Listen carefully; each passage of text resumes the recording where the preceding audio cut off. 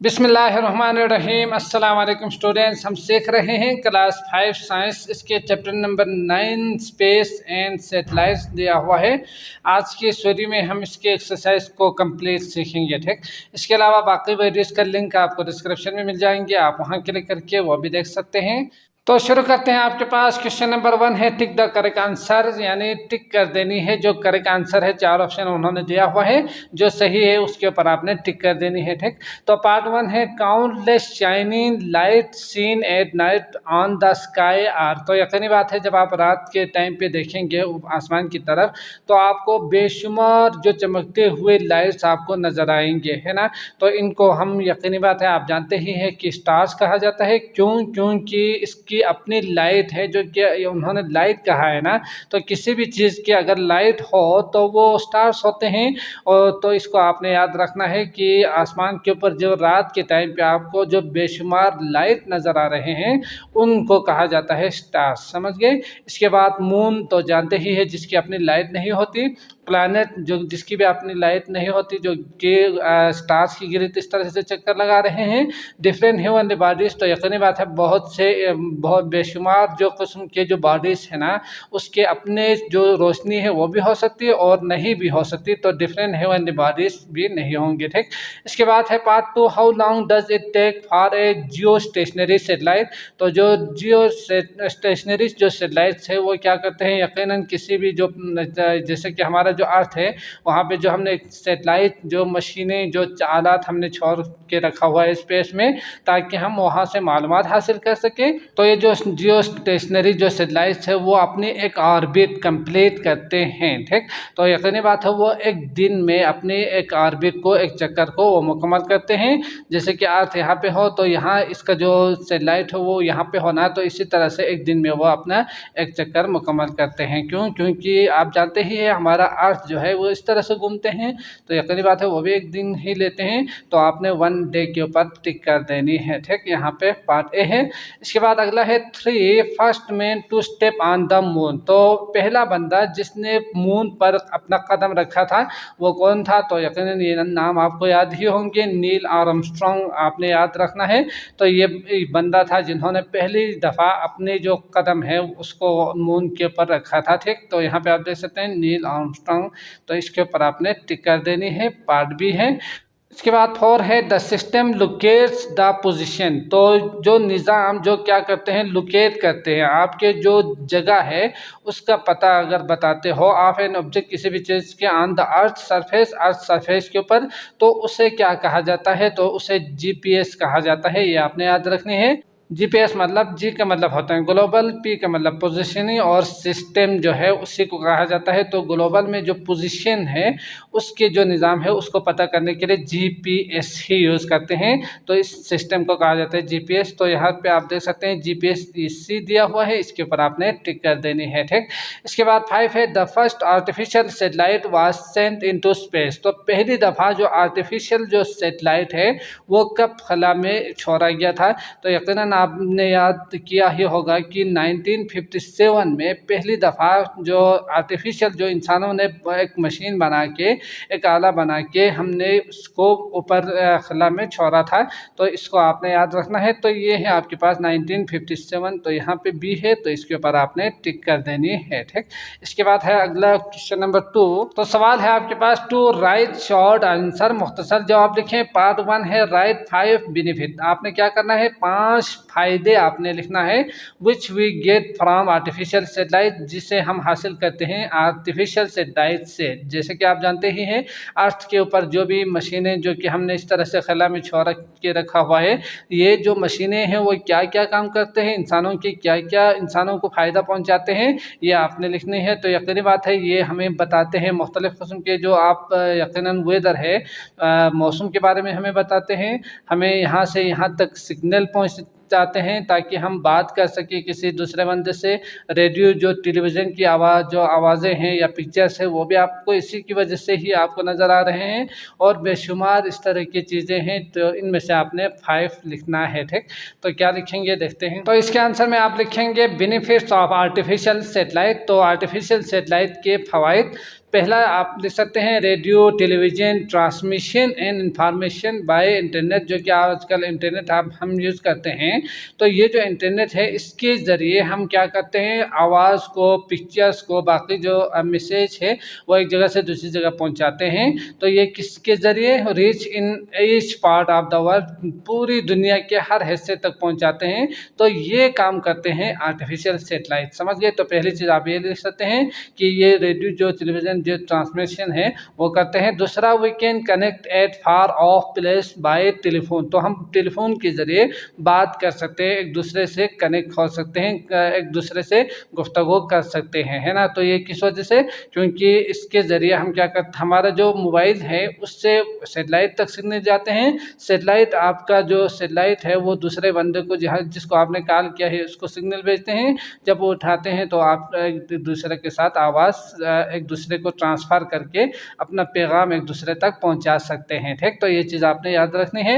इसके बाद we can located our position, तो हम अब जहाँ पे है उसको पता कर सकते हैं। जैसे कि अगर हम शहर में, यकीनी बात है गली कूचों में जब हम जाएंगे तो वहाँ पे आपको अगर जगह नहीं पता हो तो आप उसको, जगह को पहचान सकते हैं, लोकेट कर सकते हैं और अपने रास्ते को पता कर सकते हैं, ठीक। We can locate our position हो गए। We can know about change in weather, तो हम मौसम के बारे में जान सकते हैं। आजकल आप जानते ही है कि हम 10-15 दिन पहले, 20 दिन पहले हम बताते हैं कि बारिश होंगे या नहीं होंगे, या मौसम गर्म रहेंगे या नहीं। तो ये किस चीज़ से पता चलेंगे, यकीनन यही सेटेलाइट है जिसकी वजह से आप जान सकते हैं।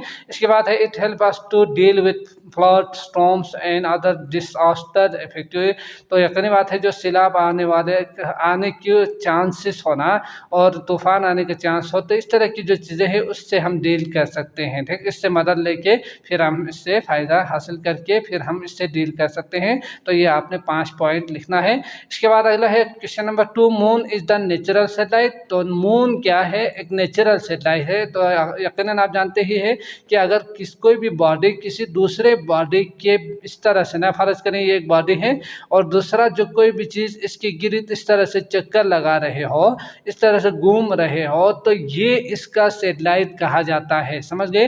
तो ये नेचुरल भी हो सकते हैं और आर्टिफिशियल, जो कि हमने सीखा।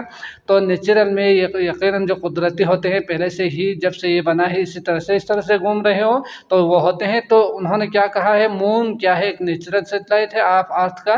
तो इसी तरह is the earth also satellite of some bigger object, क्या अर्थ भी किसी दूसरे के गिर्द इस तरह से घूमते हैं। तो यकीनन आप जानते ही है कि अर्थ जो है सन के गिर्द इस तरह से चक्कर लगा रहे हैं। इस जो चांद है उसको भी साथ इस तरह से रहने दे के दूसरे ऑब्जेक्ट यानी सन के गिर्द चक्कर लगा रहे हैं, ठीक।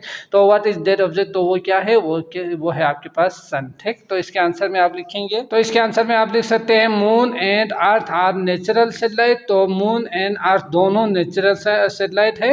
Moon is the natural satellite of the earth, तो अर्थ का जो नेचुरल सेटेलाइट है वो है मून, पहली चीज़ जो कि उन्होंने भी कहा हुआ है। तो ये चीज़ आप लिखेंगे। इसके बाद जो है हमें जो सवाल है आपके पास, is the earth also satellite, तो अर्थ क्या सेटेलाइट है, तो इसके लिए आप लिखेंगे and earth is also the satellite of the sun करके यहाँ पे लिखेंगे, ठीक। क्यों, क्योंकि जब भी कोई चीज़ दूसरे ऑब्जेक्ट की गिर्द इस तरह से चक्कर लगा रहे हो तो वो उसी का सेटेलाइट कहा जाता है, नेचुरल। तो because earth moves around sun, so that object, तो दैट ऑब्जेक्ट करके लिखिएगा, दो दैट ऑब्जेक्ट इज सन, तो वो क्या है आपके पास सन ही है, ठीक। जो बिगर ऑब्जेक्ट है वो, तो यकीनन अर्थ जो है सन का क्या होंगे, नेचुरल सेटेलाइट होंगे। इसको आपने आंसर में लिखना है। इसके बाद अगला है 3, why does a geostationary satellite, तो यकीनी बात है अर्थ के जो यहाँ पे हमने जो सेटेलाइट इस तरह से छोड़ के रखा हुआ है, अपियर्स टू बी स्टेशनरी, हमें यहाँ से बिल्कुल एक ही जगह पे क्यों नज़र आते हैं, क्यों, क्योंकि यकीनी बात है ये इस तरह से चक्कर लगा रहे हैं और अर्थ भी अपने एक्सिस की गिर्द इस तरह से चक्कर लगाते हैं। तो यकीनन हम जहाँ पे भी हो वहीं से ये ऐसे ही साकिन नज़र आते हैं, रुका हुआ नज़र आते हैं, ठीक। तो इसको आपने लिखना है। तो इसके आंसर में आप क्या लिखेंगे, तो इसके आंसर में आप लिख सकते हैं जियो stationery satellites complete their orbit, तो अपना एक ऑर्बिट वो मुकम्मल करते हैं अराउंड द अर्थ, अर्थ के गिर्द इन 24 आवर्स, 24 आवर्स में ही मुकम्मल करते हैं। Since the earth also complete its orbit around the axis in 24 hours, और ये जो अर्थ है वो भी इसी तरह से 24 घंटे में ही इस तरह से वो अपने ऑर्बिट में, अपने एक्सिस में इस तरह से से चक्कर लगाते हैं, इस तरह से घूमते हैं, ठीक। तो ये चीज़ आपने याद रखनी है। तो इसीलिए geostationary satellites appear stationary, तो हमें ये स्टेशनरी नज़र आते हैं in term of the earth के हिसाब से अगर आप देखेंगे तो, समझ गए। तो ये आ गया आपके पास आंसर, इसी को लिखना है। इसके बाद क्वेश्चन नंबर 4 है, तो सवाल है for why do the astronaut wear space dress. तो जो एस्ट्रोनॉट यानी खलाबाज यानी खला में सफ़र करने वाले जो बंदे हैं, जो लोग हैं जिन्होंने सफ़र किया है या कर रहे हैं या करने वाले हैं, तो इन बंदों को एस्ट्रोनॉट्स कहा जाता है। तो ये जो बंदे हैं जो पहनते हैं स्पेस ड्रेस, एक ख़ास किस्म के लिबास वो पहनते हैं स्पेस में जाने के लिए, जो कि यकीनन सफ़ेद, आपको यकीनन आप जानते ही होंगे। तो इस तरह के जो कपड़े हैं वो पहनते हैं। तो क्यों पहनते हैं, व्हाट आर इट्स बेनिफिट, इसके फ़ायदे क्या हैं। तो यकीनन हमारा जो अर्थ है उसके जो एक ख़ास हद तक जो है ना हम ज़िंदा रह सकते हैं, क्योंकि हमारे बॉडी के लिए ये मौजून है। हमारे ये स्पेस जो अर्थ से यहाँ तक मौजून होंगे, यहाँ तक आप अपने बॉडी को कंट्रोल कर सकते हैं, यानी ये जो मौसम है आपके लिए फिट है। जब आप यहाँ से ऊपर जाएंगे तो यहाँ यकीनी बात है बहुत ज़्यादा गर्म भी हो सकते हैं, तो उस वजह से चीज़ें पिघल सकते हैं। यकीनन जब पिघलेंगे तो जैसे कि आपके बॉडी में 70% वाटर है, तो ये पिघल के फिर आपके बॉडी के लिए मसला हो सकते हैं। तो इस तरह के आप कुछ फ़ायदे आप ले सकते हैं, इसी वजह से ये स्पेस ड्रेस पहनते हैं, ठीक। और इसके साथ साथ स्पेस जो हमारा जो टैंक है उसकी मदद से हम ऑक्सीजन लेकर जाते हैं और ड्रेस के अंदर हम इसे यूज़ करते हैं। तो इस तरह के बेशुमार फ़ायदे हैं, इनमें से एक दो आप लिख सकते हैं। तो क्या लिखेंगे, तो इसके आंसर में आप लिख सकते हैं विदाउट स्पेस क्लॉथिंग। तो जो क्लॉथ है, जो कपड़े हैं, उसके बगैर the human body can not survive. जो इंसानी जो जिस्म है वो वहाँ पे सर्वाइव नहीं कर पाएंगे, ज़िंदा नहीं रहेंगे इन स्पेस खला में for more than a few minute, Chand minute से ज़्यादा, समझिए। तो कुछ मिनट है आप वहाँ पे ज़िंदा रह सकते हैं, इससे ज़्यादा आप वहाँ पे ज़िंदा नहीं रह सकते खला में। Just as the liquid begins to boil at a relatively low temperature, तो एट लो प्रेशर। तो अगर प्रेशर कम हो तो यकीनन आप जानते ही होंगे, अगर प्रेशर कम हो तो वो कम टेम्परेचर पे भी वो उबलना शुरू हो जाते हैं, उबलते हैं, समझ गए। तो अगर प्रेशर ज़्यादा हो तो यकीनन ज़्यादा टेम्परेचर चाहिए होंगे। So to can water inside a human body begin to boil at a low temperature. तो यकीनी बात है हमारे बॉडी के अंदर 70% जो कि आप जानते ही है वाटर है, तो ये वाटर जो है उबलना शुरू होंगे कम प्रेशर की वजह से। तो इस वजह से डेथ हो सकते हैं, मर सकते हैं, फौत हो सकते हैं, ठीक। तो डेथ कैन हैपन इमीडिएटली। इसके बाद आप यहाँ पे लिख सकते हैं देयर क्लास स्प्रेड, एक और फायदा भी, the air inside their helmet and clothing so that they can breathe. इस तरह से वो सांस भी ले सकते हैं, तो जब वो क्लॉथ पहनेंगे, तो समझ गए। तो ये दो आंसर हो गए। इसके बाद अगला है 5, आप यहाँ पे देख सकते हैं क्वेश्चन नंबर 5 है, why can a telescope installed on a satellite take clear photograph. तो जो सैटेलाइट है वहाँ पे यकीनी बात है जब आप पिक्चर लेना चाहो तो यहाँ से भी आप पिक्चर ले सकते हैं। और उन्होंने कहा है ये यहाँ पे आपने टेलीस्कोप को यानी पिक्चर्स जो फोटोग्राफी के लिए आपने यहाँ पे क्यों रखा है, then from the earth surface से क्यों नहीं ले रहे हैं पिक्चर, समझ गए।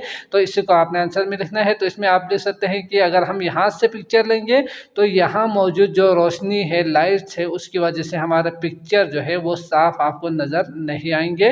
जबकि अगर हम यहाँ पे जो सैटेलाइट है उसके साथ कैमरा फिक्स करके फोटोग्राफी करेंगे या पिक्चर लेंगे तो यकीनन यहाँ से आपको साफ जो है वो क्लियर आपको फोटोग्राफी मिलेंगी, ठीक। तो इसी वजह से ये वहाँ पे जो टेलीस्कोप है वो इंस्टॉल करते हैं ताकि आपको क्लियर जो पिक्चर है वो आपको मिले, ठीक। तो यकीनी बात है ये टेलीस्कोप आपको सेंड करेंगे, आप देखेंगे, फिर जायज़ा लेंगे।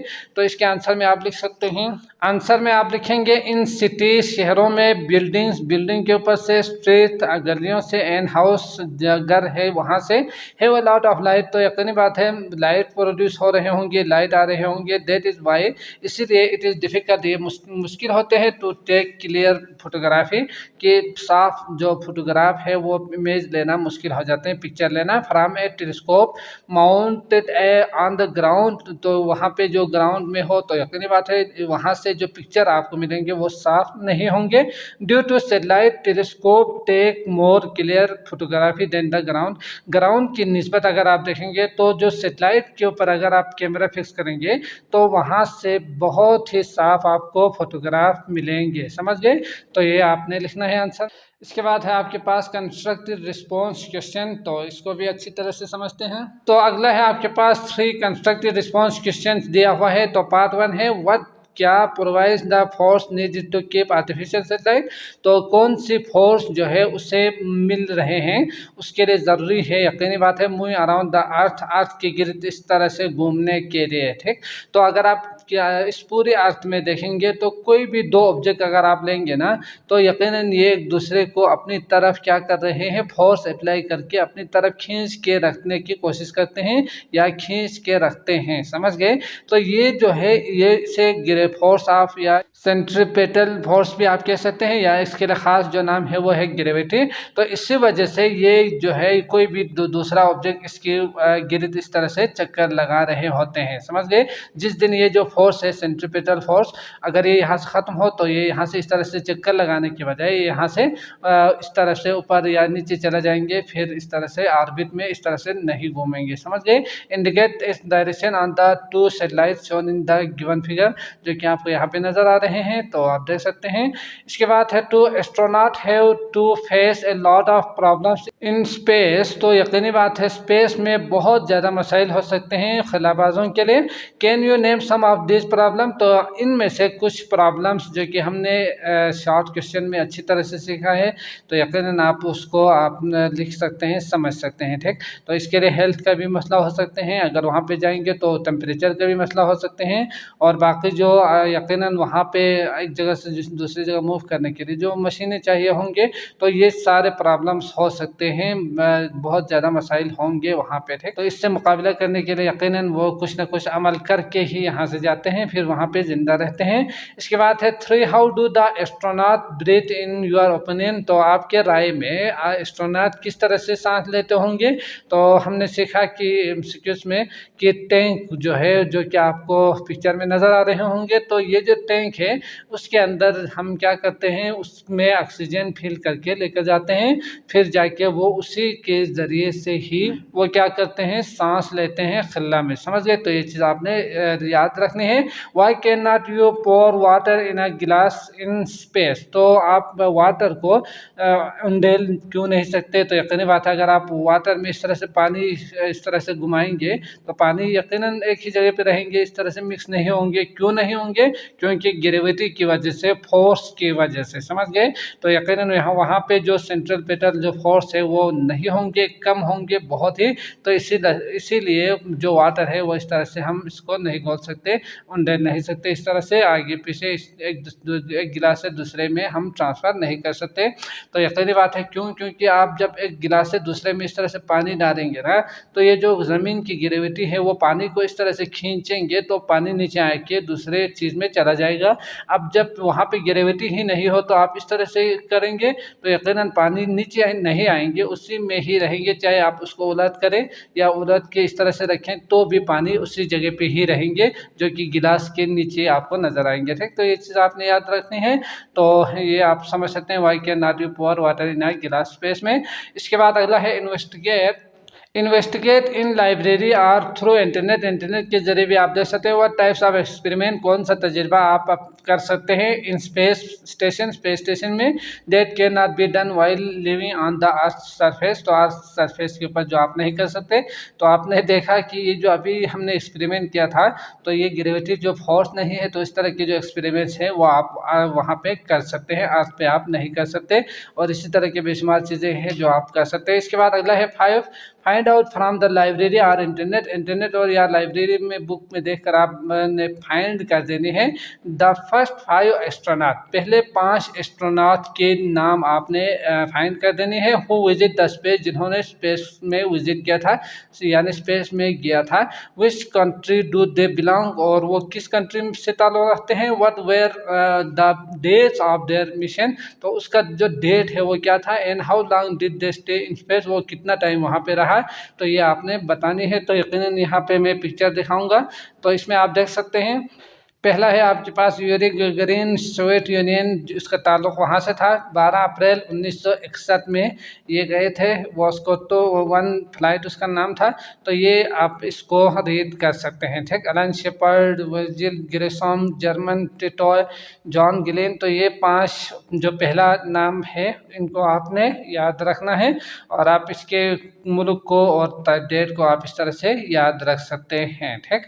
तो मैं उम्मीद करता हूँ आपको अच्छी तरह से समझ में आ चुका होगा। अगर आए हैं तो लाइक करके जाइएगा। अगले वीडियो आपको लिंक डिस्क्रिप्शन में मिल जाएंगी, आप वहाँ क्लिक करके वो भी देख सकते हैं। मुझे इजाज़त दीजिएगा। अल्लाह निगहबान।